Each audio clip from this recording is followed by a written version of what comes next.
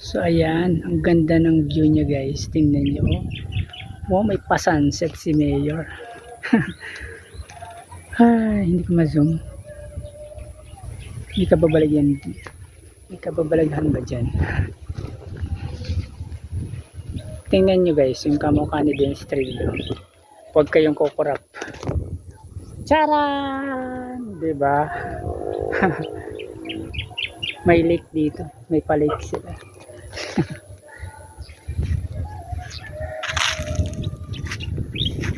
Ang ganda ng view. Siguro nasa ano to? Nasa 4 hectare na lupain. Ang ganda niya guys. Promise. Again, tingnan nga ninyo yung kamukha ni Dennis Trillo. Charan! Diba? Baka isipin ninyo na in-edit ko to. Na kunwari, pinatungan ko yung video na nandito ako.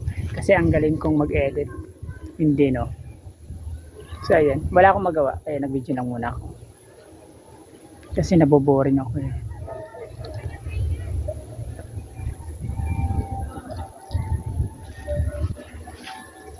Ikot-ikot lang tayo. Sanay naman ako ng pinapaikot. Next.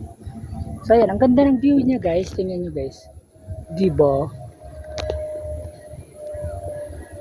Tingnan nyo, may pasaranggola pa oh. Saan na ba yun? Saan na yun? Wala to eh. Basta yun. Sky blue. Ang maliwanag ng karagatan ng saranggola. Ah, yan pala yung saranggola. Yan yung saranggola na sinasabi ko.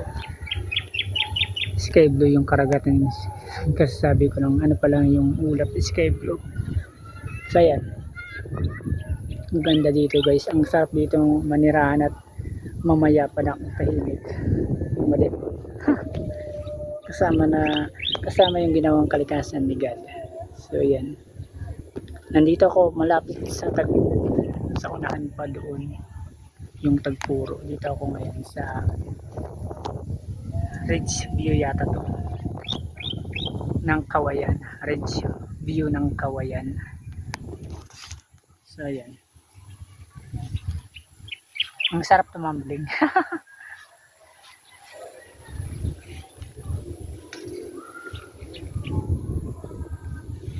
Wala tayong magagawa dahil vlogger tayo eh. Ito yung trabaho natin kahit paano.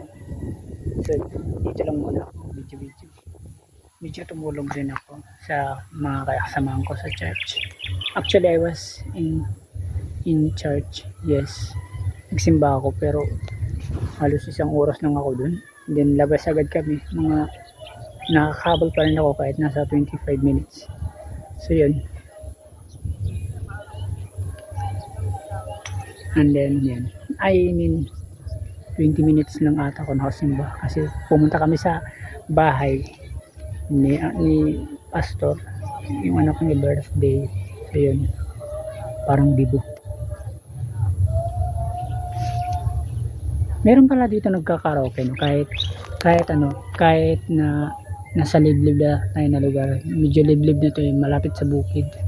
Kung nakikita ninyo, so yung napapansin ninyo sa background ko is yung bundok. Ang ganda dito guys, promise. Grabe.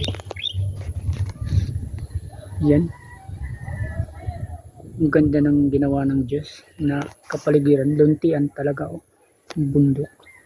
Kung makikita nyo sa personal, para siyang subdivision. Iba yung mga yung mga hotel resort, mga ganyan. Nagsishake yung camera. So yun.